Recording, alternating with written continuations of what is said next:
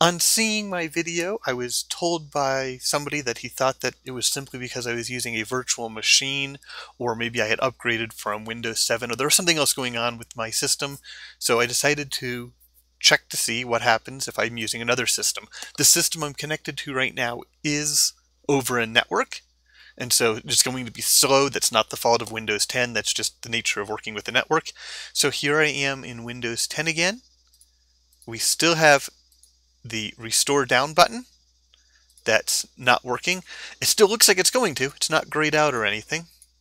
It does not work. And this is when I'm in tablet mode. But, and on this he was correct with, he couldn't show it.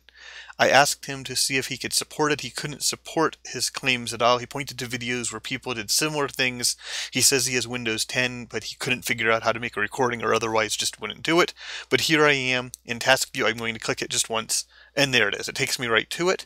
So again, this is just clicking once. Task view works much more the way you would expect, and it brings me right to it. So that right there is much better. If I click down to here and I click on the start button, it's still doing nothing. So that's a little bit of a disappointment. It does turn blue like it's going to. Hit the back button. It still does nothing. But I hit this right here, task view. It's still, to get back to my document, it's still 2 clicks, but that's a lot better than having to click the task view 3 times, then get to there. So it's only 2 clicks instead of 4, and they're 2 clicks that at least make more sense. I can, of course, go back into tablet mode, and the minimize will work here too, just as you would expect. And so that's nice. And restore to a window. It's still, well, I don't know if we're going to be able to see where it restores down from. Yeah, it restores from a window over on the upper left, even though my button's on the top right where I'm clicking it. So that the visual is a little funky. It's not the end of the world. It's not that big of a deal. And if I minimize, you can see where it shrinks down into where it minimizes to. So that makes sense. And let's see. Not sure if there's much else I really need to say or show on here. We'll go back into here, and let's go ahead, and we still have our start button stuff up here, which is a little odd, given that we have a start button that you'd think would give us our start button stuff. Why is our start button stuff up there and not down here where you have the start button? You would think that they would keep that consistent. Start button here. You also have the oddity of when you click on this right here and go into tablet mode, it keeps this right here. When you go the other direction, it doesn't keep that information. I guess, okay, it does keep the start button. Wait, hold on. When I go back and forth, yeah, it's not keeping this information. So, sorry, babbled there a little bit. I'm not going to redo the video. I'm right now looking at the stuff that's normally on my start button, things like settings. If I go into desktop mode, that stays. But I go back into tablet mode, it goes away. So there's a little inconsistency there, but the big thing that was just completely insane, that triple clicking on the task view, that is not the case with Windows. That's something odd going on. So I don't know if it's because of my upgrade or my virtual machine or something else. I don't know. Oh, I must have. Well, that wasn't showing what my text right there. I'm going to just leave that to a refresh issue with doing it over a network. I don't think that's Windows' fault there at all. Some other things I do want to point out though. Let's go ahead, we'll go back into desktop view. And so there I am, and I will open up the new browser, and I'll have it in a window.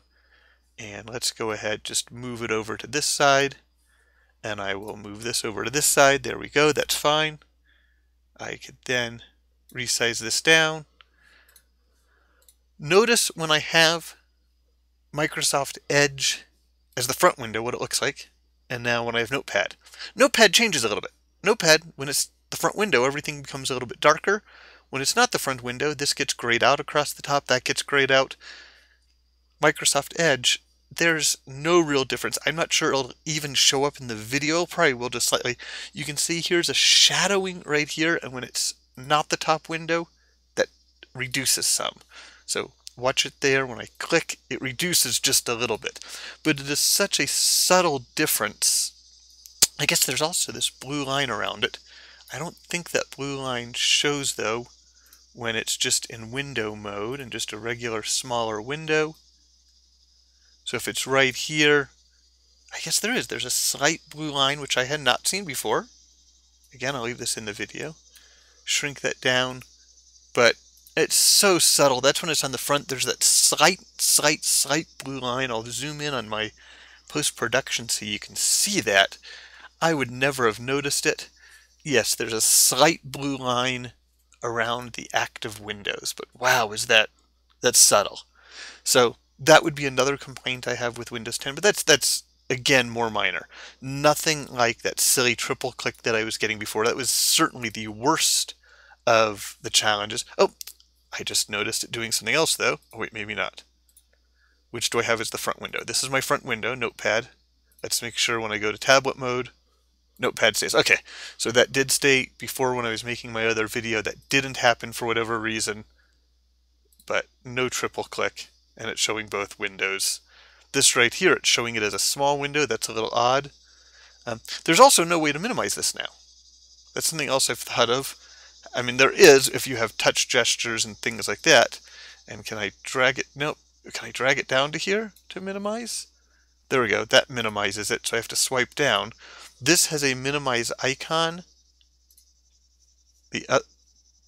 I guess that made it close. Okay. Did not expect that. Let's minimize this again and go back into Microsoft Edge. So I'm still just learning this. There's no good way to minimize this where you can the other one. Let's go back and get that X. Come on, X, come. Show. There we go. I could right click and minimize is actually grayed out here. As is the restore. It's grayed out. So there's no way with a mouse system to minimize this. All you can do is make it go from one to the other. I assume if I drag up, I could go back to full screen. Yeah. So no way to even minimize this that I'm seeing. I might be missing it. Maybe somebody else can help me with that. I could go back to here. Can go back to here. Just curious, if I right click here, restore is still, yeah, it's not grayed out. Move and resize are grayed out.